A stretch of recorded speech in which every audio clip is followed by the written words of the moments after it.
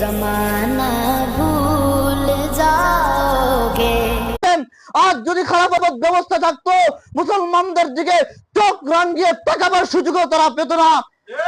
কাজে হে মুসলিম জাতি, তৈরি থাকো, রক্ত দেওয়া শিখো।